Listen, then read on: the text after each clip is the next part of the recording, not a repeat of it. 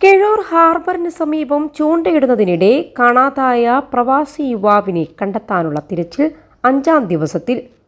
സർക്കാർ സംവിധാനങ്ങൾ കാര്യക്ഷമമായി തിരച്ചിൽ നടത്താത്തതിൽ പ്രതിഷേധം ശക്തമാണ്. നാട്ടുകാരുടെ നേതൃത്വത്തിൽ റോഡ് ഉപരോധിച്ചു.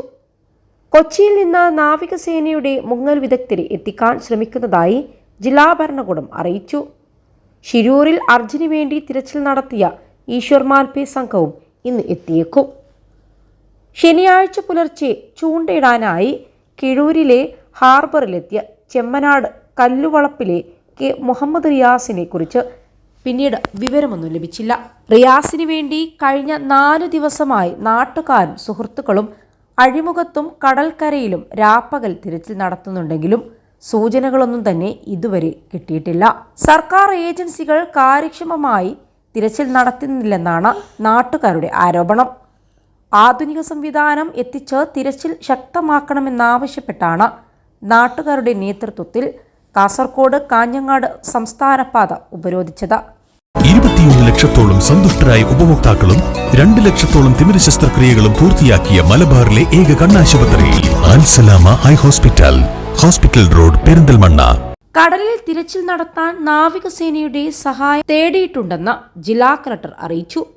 ഷിരൂരിൽ അർജുന് വേണ്ടി തിരച്ചിൽ നടത്തിയ ഈശ്വർ മാൽപേ സംഘത്തെ കിഴൂർ എത്തിക്കാൻ AKM അഷ്റഫ് MLA ഇടപെട്ടിട്ടുണ്ട്.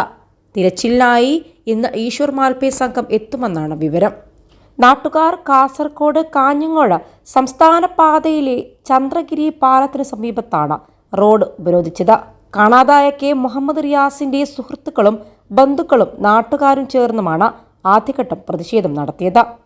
പിന്നീട് ജനപ്രതിനിധികളും റിയാസിന്റെ ബന്ധുക്കളും കലക്ടർ കെ ഇമ്പശേഖരനുമായി ചർച്ച നടത്തി.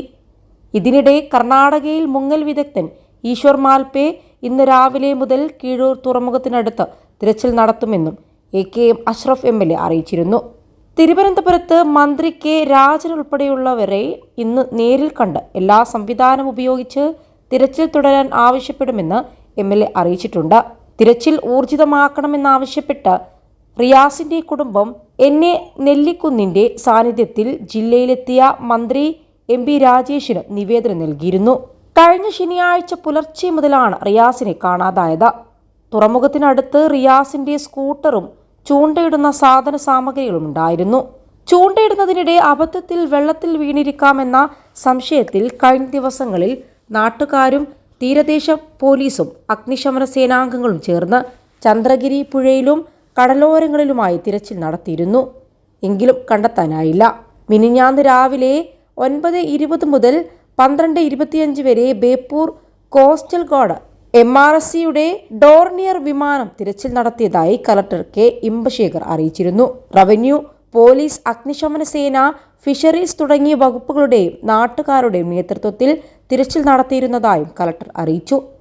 സംഭവം നടന്ന് 4 ദിവസമായിട്ടും തിരച്ചിൽ നടത്തിയിട്ടും കാണാതായ യുവാവിനെ കണ്ടെത്താനാകാത്തതിനാൽ തുറമുഖത്തിനടുത്തെ കല്ലിനടിയിൽപ്പെട്ടിരിക്കാമെന്നാണ് സംശയമെന്ന് നാട്ടുകാർക്കുള്ളത്. ഇവിടെ തിരച്ചിൽ നടത്താൻ മുങ്ങൽ വിദഗ്ധർ തന്നെ വേണമെന്നാണ് നാട്ടുകാരുടെ ആവശ്യം. AKM അഷ്റഫ് MLAയുടെ അഭ്യർത്ഥനയെ തുടർന്നാണ് ഈശ്വർ മാൽപേ ഇന്ന് എത്താമെന്ന് അറിയിച്ചത്. സർക്കാർ സംവിധാനം ഊർജിതമാക്കിയില്ലെങ്കിൽ പ്രതിഷേധം ശക്തമാക്കാനാണ് നാട്ടുകാരുടെ തീരുമാനവും.